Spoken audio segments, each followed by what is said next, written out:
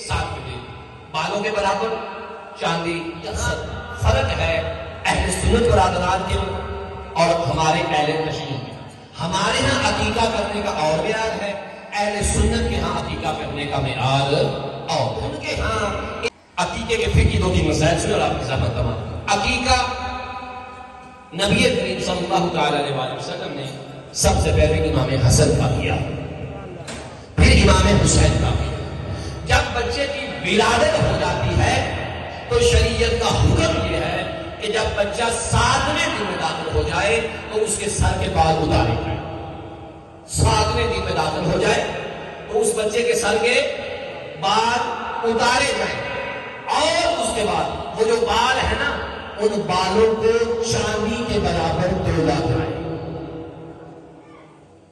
ان بالوں کو چاندی کے برابر تولا جائے اور ان بالوں کے برابر جتنی چاندی ہو اس چاندی کو اللہ کی راہ میں اس بچے کا صدقہ کر دیا. اس بچے کا صدقہ کر دیا.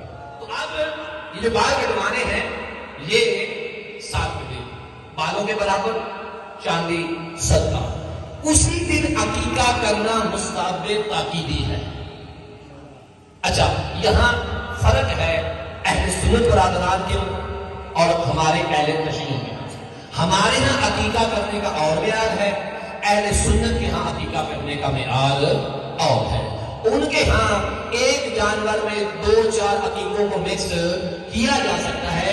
فقہ جعفریہ میں ایک کے بدلے ایک ہے. بھائی جعفری ہے نا، تھوڑا مسئلہ بڑا دقیق ہے اور فائدہ مند ہے، درست ہے. اچھا جی عقیقہ کیسے کرنا ہے؟ ایک کے بدلے ایک.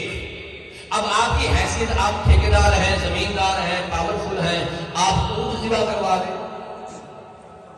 اونٹ ذبح کروانا ہے یا چھوٹا سا بکرا ذبح کروانا ہے آپ کی حیثیت ہے، لیکن یہ بات واضح رہے ایک کے بدلے ایک، چاہے چھوٹا چاہے بڑا.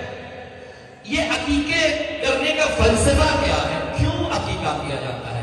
کہا اگر تم یہ چاہتے ہو کہ تمہارے بچے کی زندگی لمبی ہو تو پھر عقیقہ کرو، بچے کی زندگی اللہ لمبی کر دے. بات واضح، عقیقہ کرو.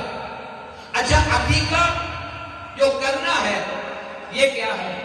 کہا عقیقہ کرنے کا مطلب یہ ہے کہ جو بچہ پیدا ہوا ہے اس جانور کا خون اس کے خون کا صدقہ، اس جانور کی ہڈیاں اس بچے کے ہڈیوں کا صدقہ، اس جانور کا گوشت اس بچے کے گوشت کا صدقہ. لہذا اگر عقیقہ کیا ہو تو بچے سے بیماری دور ہو جاتی ہے، اگر عقیقہ کیا ہو تو زندگی صحت مندانہ ہو جایا کرتی ہے.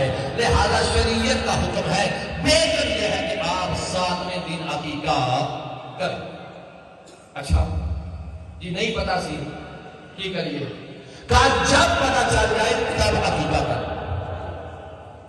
2 سال بعد، 10 سال بعد، جب چاہو کر لو.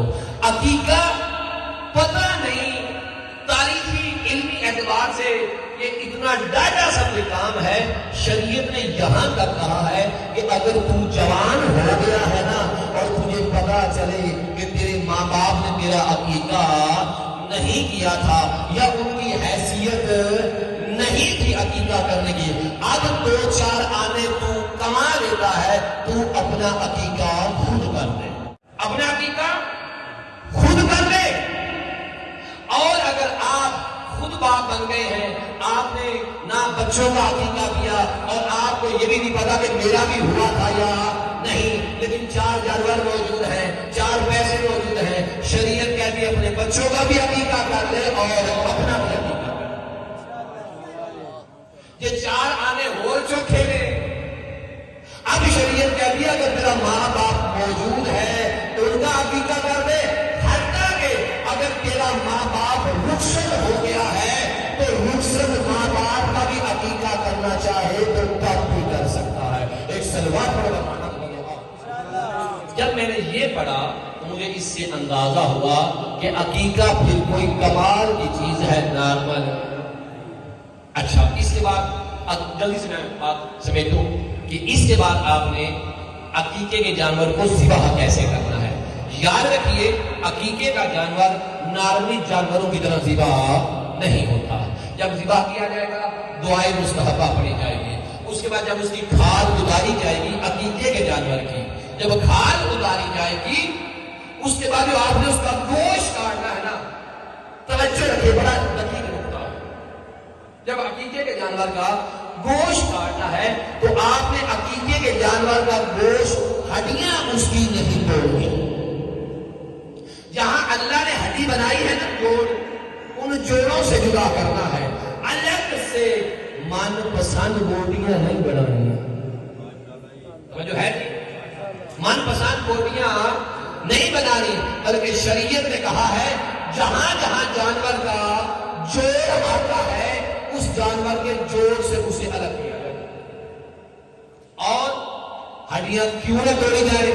کہا اس لیے ہڈیاں نہ توڑی جائیں چونکہ یہ جانور عقیقے کا اس بچے کے بدلے میں ہے، اس کی ہڈیاں اس کی ہڈیوں کے بدلے، اس کا گوشت اس کے گوشت کے بدلے میں. جب ہڈیوں کی ہڈیاں ضمانت دے رہی ہے تو پھر تمہیں ہڈیاں توڑنے کا کوئی اختیار نہیں.